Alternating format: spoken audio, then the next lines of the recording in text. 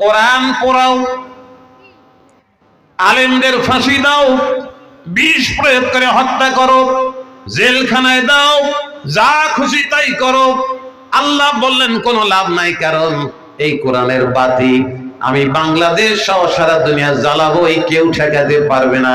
যারা ঠেকানোর চেষ্টা করে হলো ওরা কাফের, ওরা কাফের, ওরা কাফের। জোরে চিৎকার দিয়ে বলেন আল্লাহু আকবার। এক জায়গায় আল্লাহ বললেন কাফের, আর এক জায়গায় আল্লাহ বললেন মুশরিক। কি বললেন? মুশরিক বললেন। ভাইরা আমার, বিশ্ব নবী মুহাম্মদুর রাসূলুল্লাহ সাল্লাল্লাহু আলাইহি সাল্লাম এই কাজ করতে গিয়ে জীবনের সবগুলি ঝুঁকি নিয়েছেন। শেষ পর্যন্ত আরবরা বলল, ও মুহাম্মদ তোকে মক্কায় থাকতে দেব না রে। কি কথা বোঝেন নাই? মক্কায় থাকতে দেব না রে, তোর দেশে তোর জায়গা নাই, বিদায় করে দেব, মদিনায় চলে যাও। বিশ্ব নবীকে আল্লাহ তাআলা বলেন মদিনায় চলে যাও, মক্কায় থাকা দরকার নাই, মদিনায় গিয়ে কোরআনের আলো জ্বালাও, কোরআনের বাতি জ্বালাও। ভাইয়েরা আমার, যত বাধা বিপত্তি আসুক না কেন, কোরআন থেকে এক চুলো সরার কোন সুযোগ আছে? জোরে বলেন আছে? যদি সুযোগ থাকতো বিশ্ব নবী এই কাজ করতেন, সরে পড়তেন।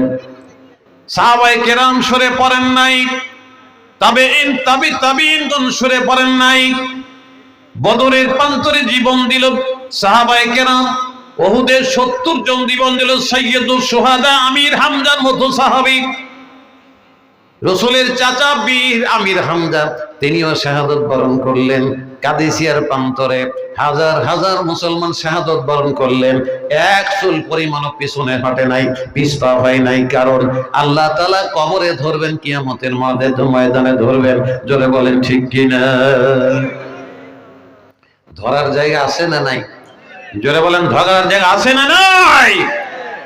আমার ভাইয়েরা, সময় খুবই কম। আল্লাহ পাক রব্বুল আলামিন বিশ্বনবীকে ৩ নম্বর দায়িত্ব দিলেন। খুব ভালো করে শুনবেন।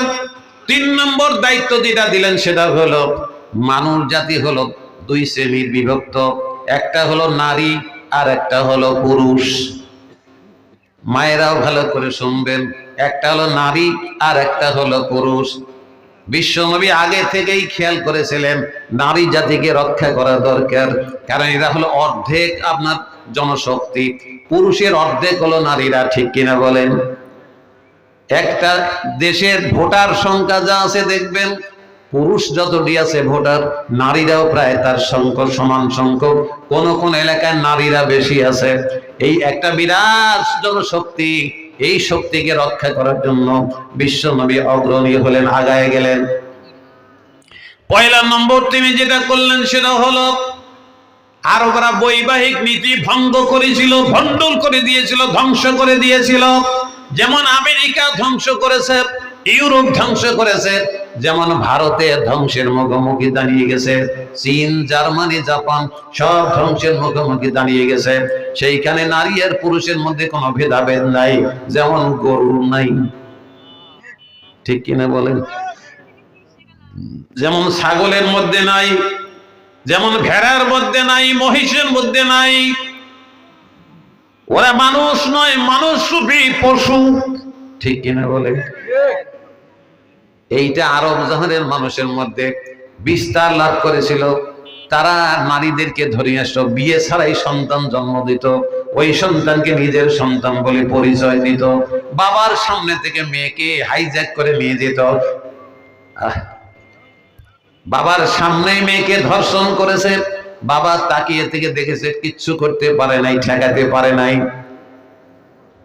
আমার ভাইয়েরা, মায়েরা, বোনেরা, বিশ্বনবী মুহাম্মদুর রাসূলুল্লাহ সাল্লাল্লাহু আলাইহি সাল্লাম এই অবস্থা থেকে নারীদেরকে মুক্তি করার জন্য পয়লায় যে কর্মসূচি দিলেন সেটা হলো নারীদের বিয়ের ব্যবস্থা করে দিলেন। কারণ বিয়ের মাধ্যমে একজন মেয়ে যখন পুরুষের কাছে যাবে, ওই পুরুষের দায়িত্ব হলো ওই মেয়েটাকে হেফাজত করা। আর অন্য কোনো মানুষ, অন্য কোনো পুরুষ তার গায়ে হাত দিতে পারবে না, হাত দেবার সাহস করবে না। কারণ বৈবাহিক সিস্টেমের মাধ্যমে একজন স্বীকৃতি দিল, আমি আমার স্ত্রীর ভরণ পোষণ করব, আমি আমার স্ত্রীর জীবন সংরক্ষণ করব, হেফাজত করব, ইজ্জতের সংরক্ষণ করব। এই গ্যারান্টি দিয়ে কলেমা পড়ল, আর মেয়েটা বললো আলহামদুলিল্লাহ, স্বামীর ঘরে চলে গেল। পয়লা নম্বর আরবের মেয়েরা পয়লা স্ত্রীর অধিকার পেল। জোরে কম্মার হবে, পয়লা স্ত্রীর অধিকার পেল। স্ত্রীর অধিকার পাওয়ার সঙ্গে সঙ্গে মা মা মা মায়ের অধিকার পেয়ে গেল। জোরে বলেন আল্লাহু আকবার। মায়ের অধিকারও পেয়ে গেল। এখন তারা বলতে পারে সন্তান আমার, কেন সন্তান জন্ম দিয়েছে হাবিবুল্লাহ, ঠিক কিনা বলেন? আমার স্বামী হাবিবুল্লাহ এই সন্তান জন্ম দিয়েছেন। এইটা আমার স্ত্রী, আপনার স্ত্রী জোর দিয়ে বলতে পারে এখন, কারণ হলো তাকে অন্য কোনো পুরুষ স্পর্শ করে নাই। এই জন্য বিশ্ব নবী পয়লা নম্বর বৈবাহিক নীতি চালু করলেন। ছেলেরা মেয়েদেরকে বিয়ে করবে এমনি এমনি করা যাবে না, মোহরানা দেওয়া লাগবে, ঠিক কিনা বলেন? মোহর দেওয়া লাগবে, মোহরানা ছাড়া বিয়ে হবে না। বিশ্ব নবী মুহাম্মদুর রাসূলুল্লাহ সাল্লাল্লাহু আলাইহি সাল্লাম নারী জাগরণের অগ্রদূত, নারীদের অধিকার যিনি ফেরত দিলেন তিনি হলেন আমার নবী মুহাম্মদুর রাসূলুল্লাহ। জোরে বলেন সাল্লাল্লাহু আলাইহি ওয়াসাল্লাম। আজকে আমাদের যে নারী সমাজ, আজকে যে আমাদের মা, আমার বোন, ফুফু, দাদা, দাদি, নানি, যারা আমার স্ত্রী, আমার কন্যা, সবাই আজকে যে সম্মান পেয়েছে, যে সম্মান আপনার সুরক্ষিত রয়েছে, এই সম্মান আর কেউ দেয় নাই। এই সম্মান দিয়েছেন মুহাম্মদুর রাসূলুল্লাহ। জোরে বলেন সাল্লাল্লাহু আলাইহি ওয়াসাল্লাম। আমার ভাইয়েরা, এরপরে বিশ্ব নবী আর একটা কর্মসূচি দিলেন, সেটা হলো আরবরা লেনদেন করতো, পয়সা ছাড়া দুনিয়া চলে না। ঠিকই তো, তাই না? পয়সা ছাড়া দুনিয়া চলে না। এই জন্য আরবরা দাদন ব্যবসা শুরু করেছিল চক্রবৃদ্ধি হারে। কি হারে? চক্রবৃদ্ধি হারে দাদন ব্যবসা শুরু করেছিল। ধনীরা খালি ধনী হয়েছে, গরিবরা খালি শোষিত হয়েছে। এই ব্যবস্থা আরবরা চালু করে রেখেছিল। আবু জেহেল, আবু লাহাব, উতবা, সাইবা, এই ব্যবস্থার জনক হচ্ছে ওরা।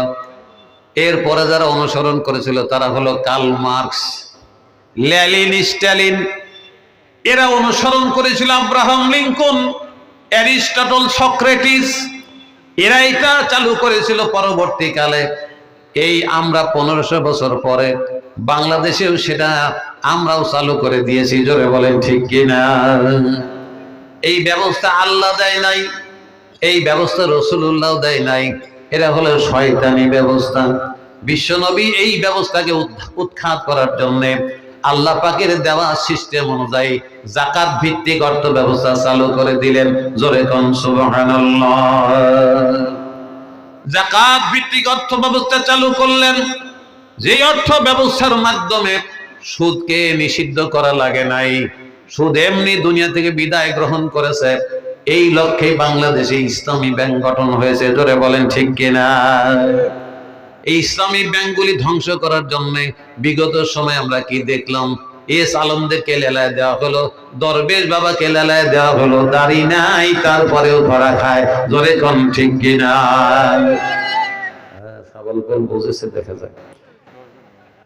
তাও ধরা খাইলো, দাঁড়ি মারি চাইছিল, তাও ধরা খাইলো, ঠিক কিনা বলেন? ওরা লাগলো ইসলামী ব্যাংক ধ্বংস করা লাগবে, এই ইসলাম বাংলাদেশে থাকবে কেন? তাও ধরা খাইছে, বোরকা পরেও ধরা খায়। কারণ আল্লাহ যখন ধরে তাকে আর কি কেউ ঠেকাতে পারে? আর কেউ ঠেকাতে পারে না। কারণ আল্লাহর ধরা খুবই শক্ত ধরা, ঠিক কিনা বলেন? ইন্না বাদশা রাব্বিকা লাশাদীদ। আল্লাহ কয় আমার ধরা হচ্ছে খুব শক্ত ধরা, ঠিক কিনা বলেন? আমার ভাইয়েরা, তাহলে অর্থনৈতিক ব্যবস্থায় সুদ চালানো যাবে না। যেখানে সুদ নাই সেইখানে যান, অর্থ জমা দেন। আর ঘরিয়াও তো ইসলামী ব্যাংক আছে, নাই? আর ঘরিয়া ইসলামী ব্যাংক আছে, যান সেখানে জমা দেন। টাকাটা পবিত্র থাকুক, ওই টাকা থেকে বরকত আসবে। বরকত যদি সংসারে চলে আসে, অভাব থাকবে না, পিছনের দরজে পালায় চলে যাবে। জোরে কোন সুবহানাল্লাহ। আর তো বলতে পারতেছি না, কারণ ডান পাম্পে খালি খোঁচাখুচি করতেছে, বুঝলেন? খালি খোঁচাখুচি করতেছে। তাহলে রাসূল সাল্লাল্লাহু আলাইহি সাল্লামের আগমনের কারণ কি? একটা একটা করে যদি আমরা বলি, কেন আল্লাহ রসুলকে অনুসরণ করতে বললেন?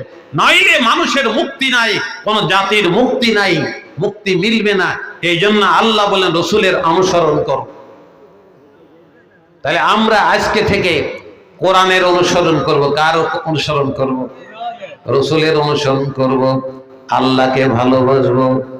ঠিক আছে তো? এই তিনটার সঙ্গে যদি সম্পর্ক স্থাপন করতে পারি, লক্ষণপুরের দারুস সালাম গোরস্থান এটা গোরস্থান নয়।